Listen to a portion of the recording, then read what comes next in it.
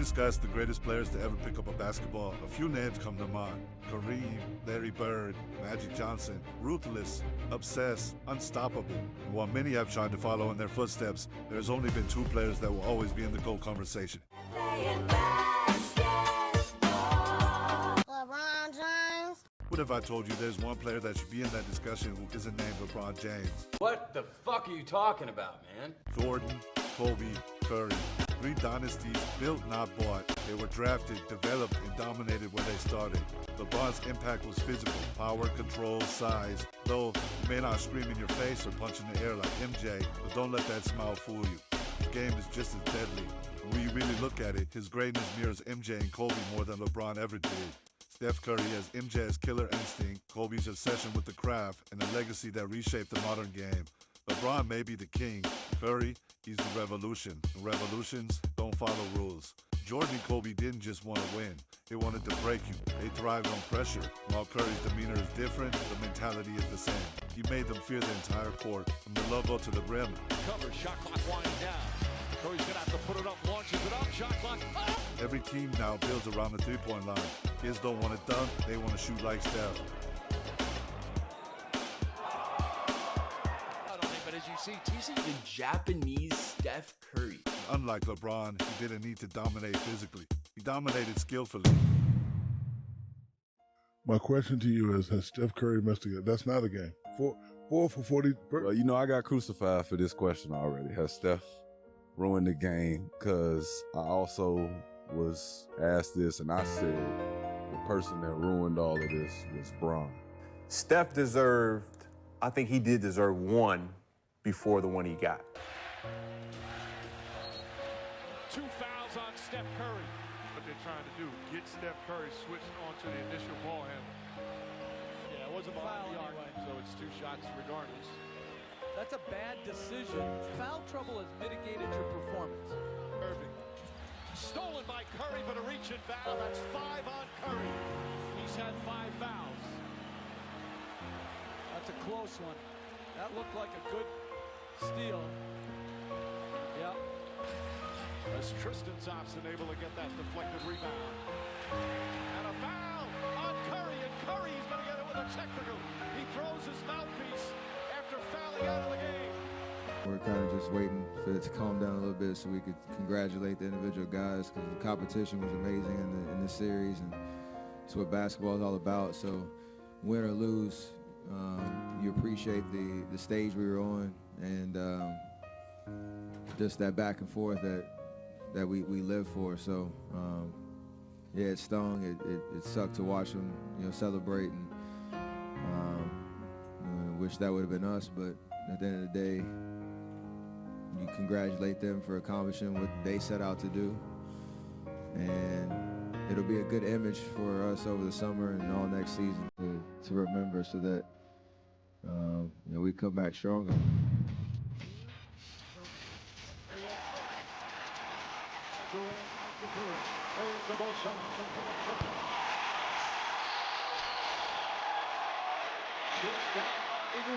Ready to go, LeBron? Where's the powder?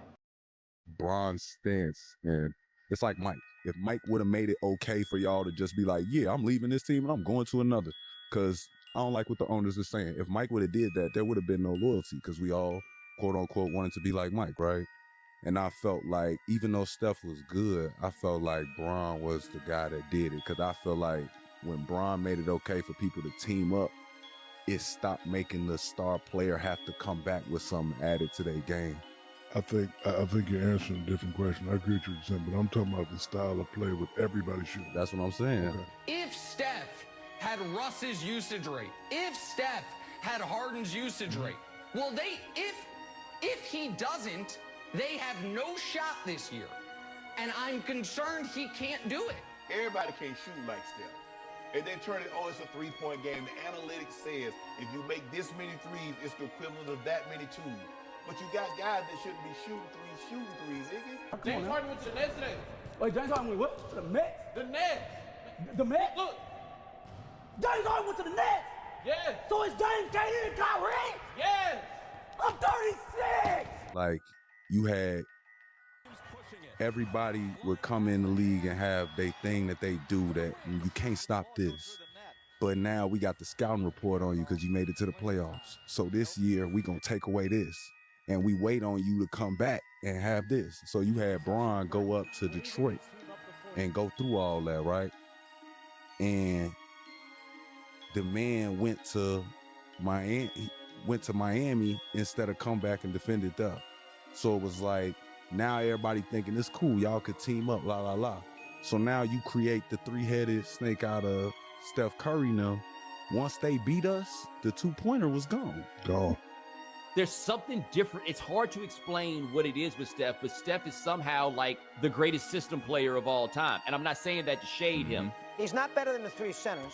Russell. Depends how you look at it. All right, well, he's not better than Bird and Magic, and he's not better than the three centers.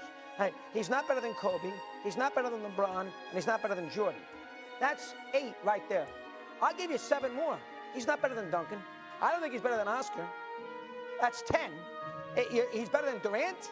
No. If you go back in his career, and if you look at when Draymond is out of the lineup for the season, if you look at Klay Thompson has missed the season or half of that season, to me, if you're that great, if you're going to be a top 5 and one of your guys are missing, you can't make the playoffs, I can't put you in the top 5 or top 10. I just can't. Ready to go, LeBron? Where's the powder? Like, if you really break it down, and I know my teammates finna hate me for this, it's our fault.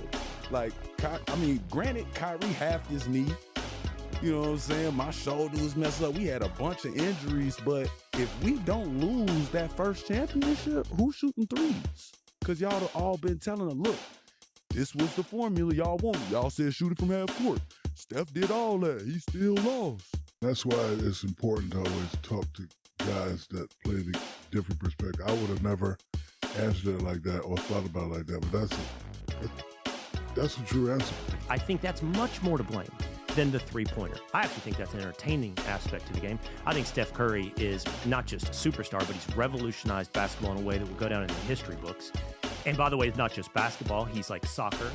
The idea of managing space and off-ball movement is the revolution in sports, and the NFL, by the way, spreading out defenses. And it's a perfect era for him right now, too.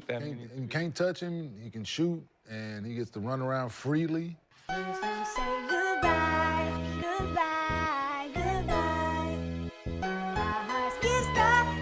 We've seen it so often now. In fact, this was 15 years ago. For sure. People would clear their benches with a 17-point lead in the fourth in 9 minutes to go. For sure. You can't do that anymore. You can't do that anymore. You know why? Because I believe in 08, 09, or whenever that little light-skinned fucker came in the league, that's in Golden State, he changed that whole narrative.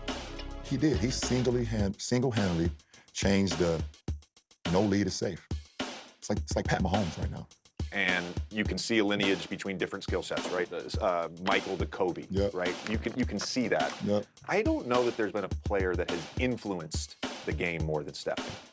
You know, one, they're 6'3", 6'4", if you want to. Steph's not 6'4". If you want to look on the back of a basketball card, you know, you're always a lot taller on the back of the basketball card.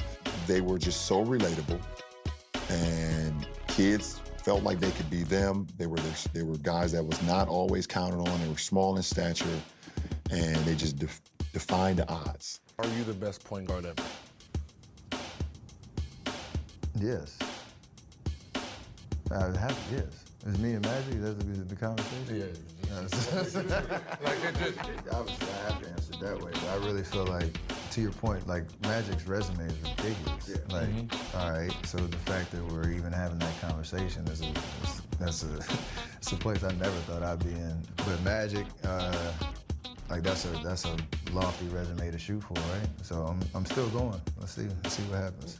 That's Steph Curry talking about who the greatest point guard ever is. And I mean, when you see something like that, what kind of emotions do you experience? Listen, I love Steph Curry and his family. I think he's right to be on any conversation of the best of. Yeah. But, you know, we all know who's one and who's two. And he said it right. He's got a little while longer. But I would never say anything bad about the young man because I love him. I love watching him play. He's a great player. Yes, he is. And a really good guy. You know, both of us did one thing. We both changed the way the game. That's true. Played. Very much so. That's the main thing. And then Laker fans, 5 championships, 3 MVPs, 3 MVPs of the final. So you got to beat a long resume and make your teammates better. Right. Yep. And I was able to do that. Steph is doing a wonderful job of doing just Michael Jordan weighed in on that almost immediately. I think he texted Stephen A. Smith and said, I played Magic Johnson is the greatest point guard of all time. I appreciate that. Ready to go, LeBron? Where's the powder? In front of even the great Irvin Magic Johnson and say, are we going to sit here with a straight face and say that Steph Curry doesn't warrant consideration as the greatest point guard who ever lived? Now, if you're talking about a quintessential point guard, I've got the ball in my hands, and I'm running the show, and I'm conducting the offense, and I'm passing, and I'm facilitating opportunities for others in that regard. That's a quintessential prototypical point guard, and there's nobody better than Magic Johnson. Nobody.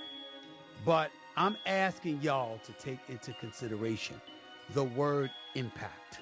So I'm Magic Johnson, and I'm 6'9", and I can push the ball up the floor, and I can dribble behind my back, and I can throw no-look passes, and I can get into the lane when I want to, and I can facilitate. We all know that Steph Curry is the greatest shooter we've ever seen, right? You ever see him move without the ball? I know that Magic, quintessential prototypical point guard. The bottom line is Steph Curry warrants that level of consideration. I played against and with all these guys. I'm going with who I know. Every single night, that responsibility to go out there and represent greatness every single night. So Steph Curry shouldn't be offended when he watches this. I hope not. Yeah, he's still a great player. Not a Hall of Fame yet, though. Steph, the lack of a Finals MVP, is that ever not at you, even in the summertime? And how much of a storyline do you expect that to potentially be as the series goes on? Well, it took to the second question of my first media availability, so I'm pretty sure that narrative's gonna take life as it has since 2015, but it doesn't make or break my career or whatever you want to say looking back. If we win the championship and I don't win the Finals MVP, I'm gonna be smiling just as wide, just as big, but I'm going to play aggressively, confidently, with that right energy and motivation to help my team win. And usually when I'm in that mindset, good things happen. Whether that means it's a Finals MVP or not, who cares? But I'm going to be playing like it for sure.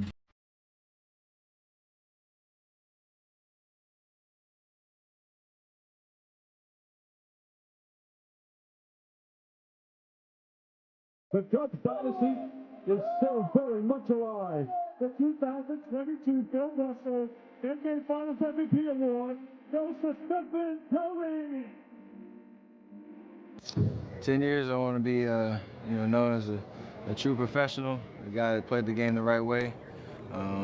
Hopefully still in the league and still effective in the league. There's not many people that last in double-digit years, so it starts now and building a foundation for later on down the road.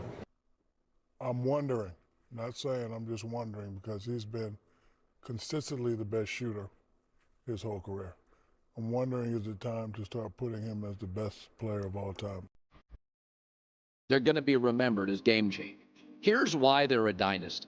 Not just because of the 4 titles in 8 years, but because they are the essence of what you want your basketball team to be. You want your college basketball team to play like that. That fluidity, that ability to shoot, play defense, that kind of chemistry and leadership. They are what you want your AAU team to be, your international team to be. They are the envy of the league. They're smarter than you. They're more selfless than you, more human than you, play better defense than you, develop their players better than you. They are a dynasty because they are the essence of the sport. They are the standard and the best, most selfless star, not about him. The Miami Heatles were bought, the Spurs were boring, and the Lakers were great briefly. I find them the easiest dynasty in basketball in my life to root for.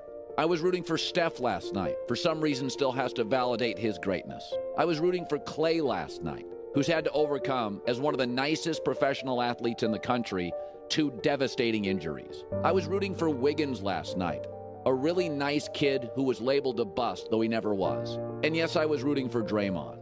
You don't think he's any good. I'm going to go with Kerr's judgment. Kevin Durant bailed on them. They suffered multiple injuries and were the worst team in the NBA 2 years ago. And now they're back. That is really easy for me to root for.